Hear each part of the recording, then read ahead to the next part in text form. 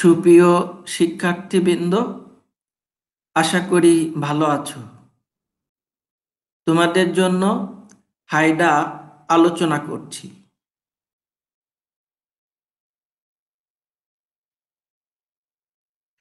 হাইডার আলোচ্য বিষয় হলো 1. হাইডার আবিষ্কার ও নামকরণ। 2. বাংলাদেশে হাইডা প্রজাতির সংখ্যা। 3. হাইডার বাসস্থান। 4. হাইডার খাদ্য। 5. হাইডার বাহ্যিক গঠন।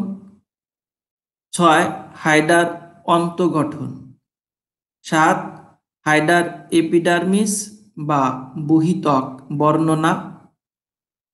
8. হাইডার মেসোগিলিয়া বা মেসোল্যামিয়া বর্ণনা। 9. হাইডার গ্যাস্ট্রোডার্মিস বা অন্তত্বক বর্ণনা। 10. সিলোম ও সিলেন্টেরনের মধ্যে পার্থক্য। 11. নিডোব্লাস্ট বা নিডোসাইট কোষের গঠন ও কাজ। 12. বিভিন্ন ধরনের নেমাটোসিস্ট বা নিডা বর্ণনা। 13. নেমাটোসিস্টের সূত্রকের নিক্ষেপ কৌশল। 14. হাইডার শিকার ধরার কৌশল। 15. হাইডার খাদ্য পরিপাক পদ্ধতি। 16. অন্তঃকোষীয় পরিপাক ও বহিঃকোষীয় পরিপাকের মধ্যে পার্থক্য। 17.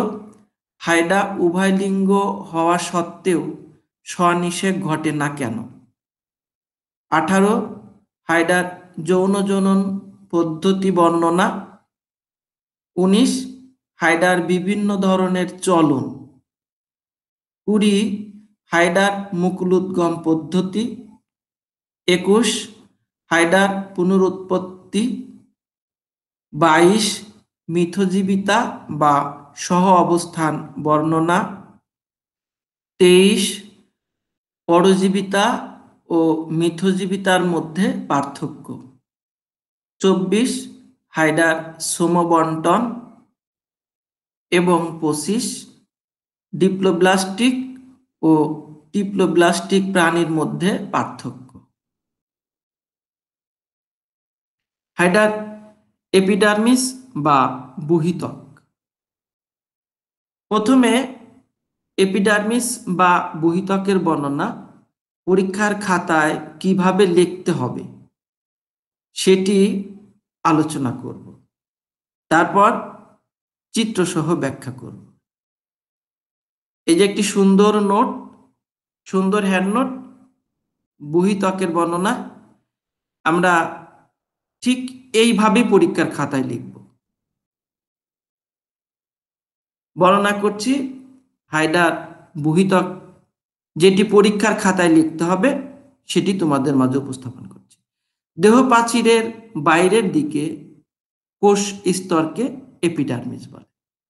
দেহ প্রাচীরের বাইরের দিকে যে কোষ স্তর থাকে তাকে এপিডার্মিস বা বহিত্বক বলে।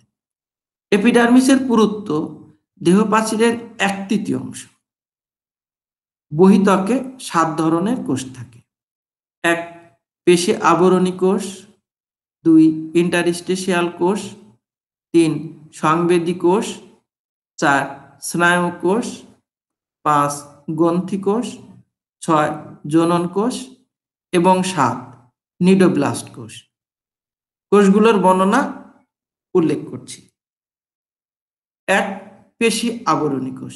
ঠিক এইভাবেই পরীক্ষার খাতায় লিখবে। পেশী আবরণী কোষ বহিত্বকের সমগ্র অংশ জুড়ে অবস্থান করে।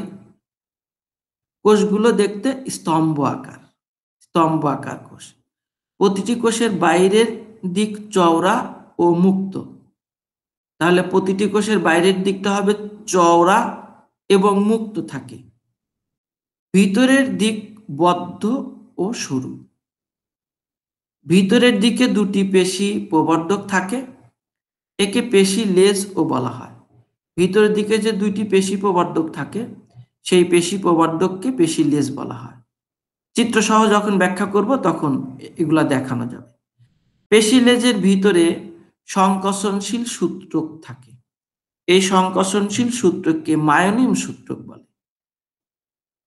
কোষের সাইটোপ্লাজমে একটি নিউক্লিয়াস, মিউকাস বস্তু ও গ্রানুলার গ্রন্থি থাকে। মিউকাস বস্তু হতে মিউসিন এবং গ্রানুলার গ্রন্থি হতে গ্রানিউল নিঃসৃত হয়। পেশি আবরণী কোষগুলো পরস্পর যুক্ত হয়ে একটি অবিচ্ছেদ্য আবরণী সৃষ্টি করে। পেশি আবরণী কোষের কাজ এখানে দেওয়া আছে, তোমরা দেখে নাও। এক, ইহা দেহ আবরণী সৃষ্টি করে দেহকে রক্ষা করে। দুই, মায়োনিম সংকোচন প্রসারণের মাধ্যমে দেহের হ্রাস বৃদ্ধি ঘটায়। মায়োনিম সূত্রকটির কথা বলা হয়েছে। তিন, মিউকাস গ্রন্থির নিঃসরণ দেহকে পিচ্ছিল করে। মিউকাস গ্রন্থি থেকে মিউসিন উৎপন্ন হয়, মিউসিন দেহকে পিচ্ছিল করে। চার, ইহা নেমাটোসিস্ট বহন করে। পাঁচ, ইহা সংকোচন প্রসারণের মাধ্যমে চলনে সাহায্য করে। পেশি আবরণী কোষ আলোচনা হলো। দুই, ইন্টারস্টিশিয়াল কোষ। পেশি আবরণী কোষের মাঝখানে গুচ্ছ আকারে ইন্টারস্টিশিয়াল কোষ অবস্থান করে। কোষগুলো দেখতে গোলাকার, ডিম্বাকার বা ত্রিকোণাকার। প্রতিটি কোষে একটি নিউক্লিয়াস, অসংখ্য mitochondria, endoplasmic reticulum, lysosome, ribosome প্রভৃতি থাকে। ইহা টটিপটেন্সি ক্ষমতা সম্পন্ন, তাই ইহা প্রয়োজনে অন্য যে কোনো কোষে রূপান্তরিত হতে পারে। এই কোষের সবচেয়ে বড় বৈশিষ্ট্য হলো ইহা অন্য যে কোনো কোষে রূপান্তরিত হতে পারে। ইন্টারস্টিশিয়াল কোষের কাজ: এক, এ কোষ অন্য যে কোনো কোষে রূপান্তরিত হতে পারে। দুই, ইহা হাইডার পুনরুৎপত্তি, বৃদ্ধি, গোনাড হলো জনন অঙ্গ ও মুকুল সৃষ্টিতে অংশ নেয়। তিন, ৪৫ দিন পর পর দেহকোষ নষ্ট হয়ে গেলে ইন্টারস্টিশিয়াল কোষ সেই স্থান পূরণ করে। অর্থাৎ হাইডার দেহকোষ ৪৫ দিন পর পর নষ্ট হয়ে যায়, ইন্টারস্টিশিয়াল কোষ সেই দেহকোষ উৎপন্ন করে।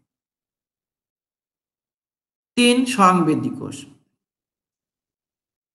পেশি আবরণী কোষের ফাঁকে ফাঁকে বিক্ষিপ্তভাবে সংবেদী কোষ অবস্থান করে। তবে কোর্সিকা, হাইপিস্টম, পদতলে ইহা অসংখ্য। সবচেয়ে বেশি থাকে কোর্সিকা, হাইপিস্টম ও পদতলে। কোষগুলো দেখতে সরু, লম্বা ও মাকু আকৃতির, অর্থাৎ মধ্যভাগ প্রশস্ত এবং উভয় প্রান্ত সরু। প্রতিটি কোষে সাইটোপ্লাজম ও স্ফীত নিউক্লিয়াস থাকে। এর বাইরের দিকে সংকোচনশীল রোম এবং ভিতরের দিকে সংবেদনশীল স্নায়ু থাকে। যখন চিত্রসহ ব্যাখ্যা করব তখন এগুলা দেখতে পারবে। সংবেদী কোষের কাজ: এক, ইহা পরিবেশ হতে বিভিন্ন ধরনের উদ্দীপনা গ্রহণ করে। দুই, ইহা আত্মরক্ষায় অংশগ্রহণ করে। তিন, ইহা বাসস্থান নির্বাচনে সাহায্য করে। চার, ইহা খাদ্য বাছাই করে, কোন খাদ্য উপযুক্ত বা কোন খাদ্য খাওয়া যাবে সেটি বাছাই করে সংবেদী কোষ।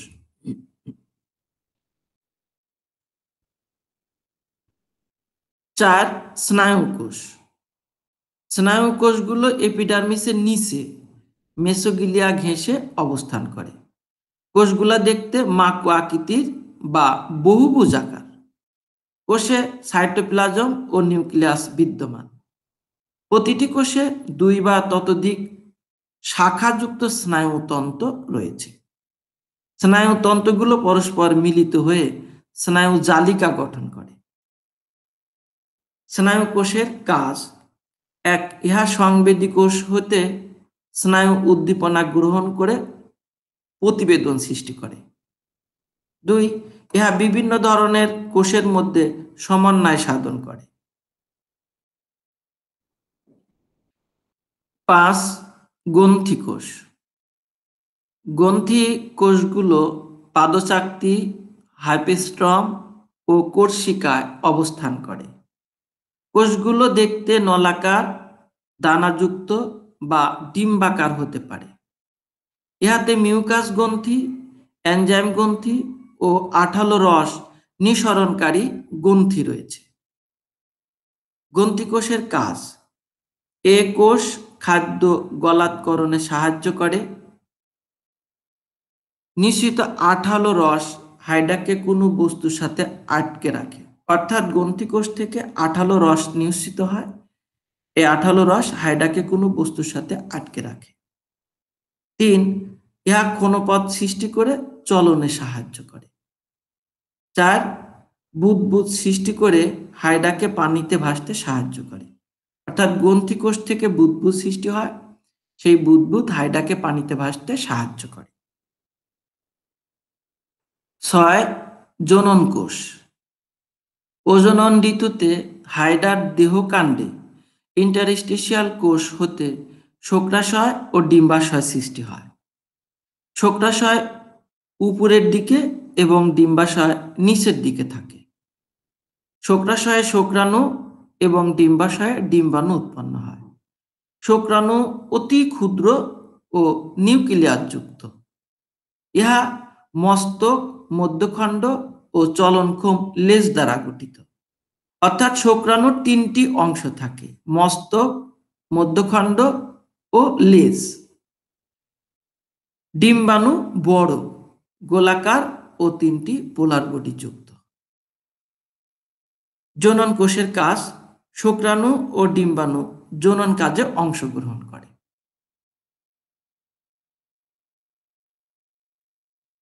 7. নিডোব্লাস্ট কোষ। হাইডার পদতল ছাড়া সর্বত্র নিডোব্লাস্ট কোষ বিস্তৃত। ইহা পেশী আবরণী কোষের ফাঁকে ফাঁকে অবস্থান করে। কোষগুলো দেখতে গোলাকার, ডিম্বাকার, ফ্লাক্স আকৃতির, পেয়ালা আকৃতির বা নাশপতি আকৃতির হতে পারে। তাহলে নিডোব্লাস্ট কোষ দেখতে গোলাকার হতে পারে, ডিম্বাকার হতে পারে, ফ্লাক্স আকৃতির হতে পারে, পেয়ালা আকার হতে পারে বা নাশপাতি আকারের হতে পারে। প্রতিটি কোষ দ্বি আবরণী বিশিষ্ট, অর্থাৎ 2 স্তর বিশিষ্ট আবরণী দ্বারা আবৃত থাকে এবং একটি মাত্র নিউক্লিয়াস যুক্ত। কোষের ভিতরে পেঁচানো সুতাযুক্ত নেমাটোসিস্ট থাকে। নিডোব্লাস্ট কোষের কাজ: 1. ইহা খাদ্য গ্রহণে সাহায্য করে। 2. ইহা চলনে সাহায্য করে। 3. ইহা আত্মরক্ষায় অংশগ্রহণ করে।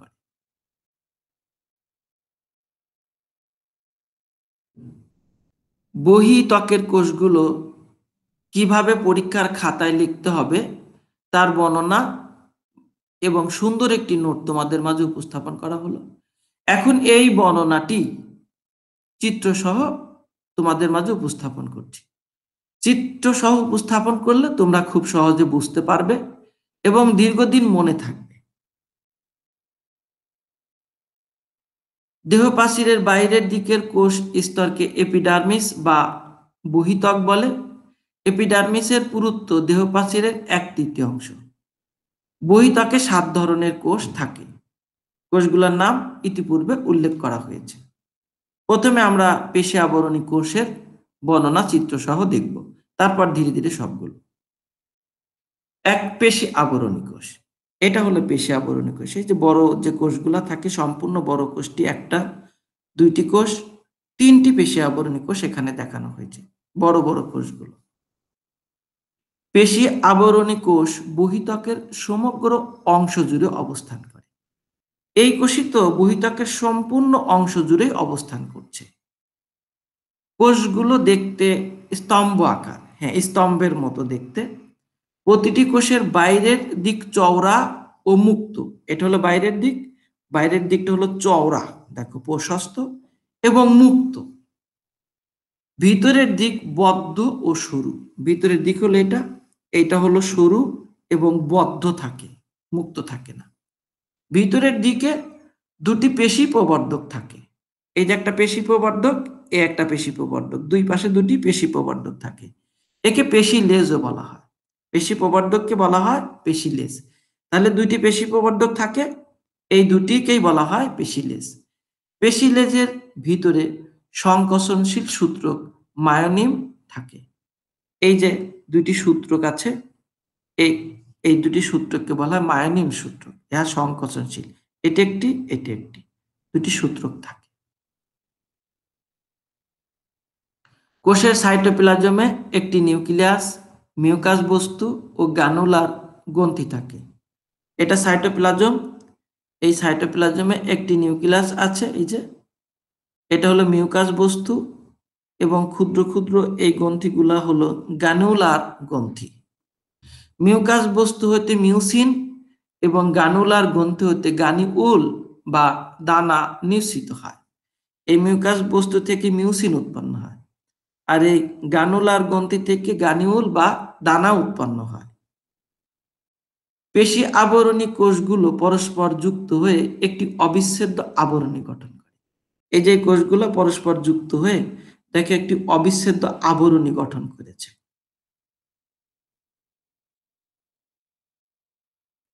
পেশি আবরণী কোষের কাজ ইতিপূর্বেই বলা হয়েছিল, এখন আবার বলছি। ইহার দেহ আবরণী সৃষ্টি করে দেহকে রক্ষা করে। মায়োনিম সূত্রক সংকোচন প্রসারণের মাধ্যমে দেহের হ্রাস বৃদ্ধি ঘটায়। মিউকাস গ্রন্থি থেকে মিউসিন উৎপন্ন হয়, ইহা দেহকে পিচ্ছিল রাখে। এতে নেমাটোসিস্ট থাকে। 5. সংকোচন প্রসারণের মাধ্যমে ইহা চলনে সাহায্য করে। 2.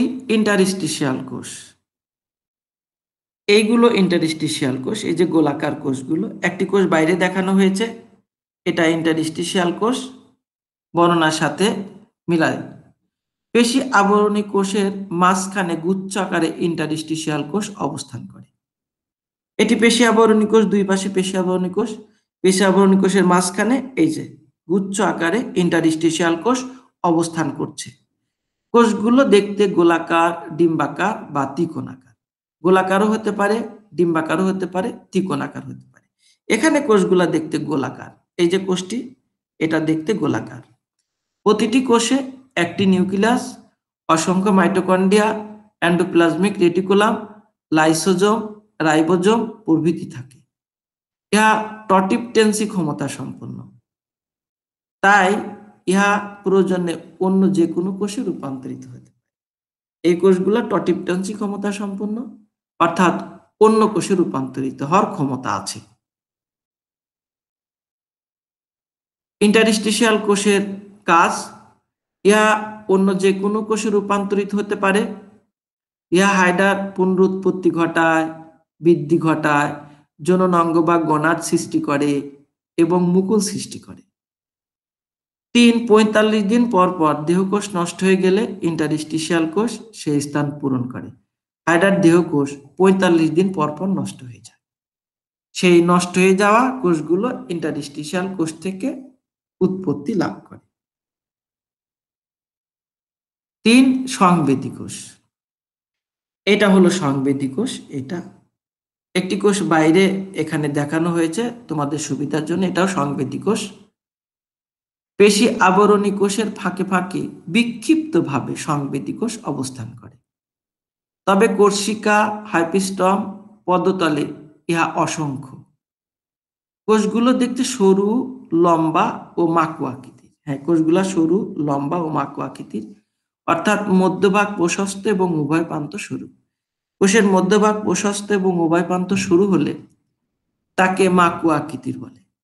প্রতিটি কোষে সাইটোপ্লাজম ও স্ফীত নিউক্লিয়াস থাকে। এর বাইরের দিকে সংকোচনশীল রোম এবং ভিতরের দিকে সংবেদনশীল স্নায়ু থাকে। এটা বাইরের দিক, এই যে সুতা, এটা হলো এই রোমটা আছে, এটাকে বলা হয় সংকোচনশীল রোম। আর এটা ভিতরের দিক, ভিতরের দিকের এই স্নায়ুকে বলা হয় সংবেদনশীল স্নায়ু। সংবেদী কোষের কাজ, ইহা পরিবেশ হতে বিভিন্ন ধরনের উদ্দীপনা গ্রহণ করে। ইহা আত্মরক্ষায় অংশগ্রহণ করে। ইহা বাসস্থান নির্বাচনে সাহায্য করে। ইহা খাদ্য বাছাই করে। 4. স্নায়ু কোষ। এটা মেসোগিলিয়া।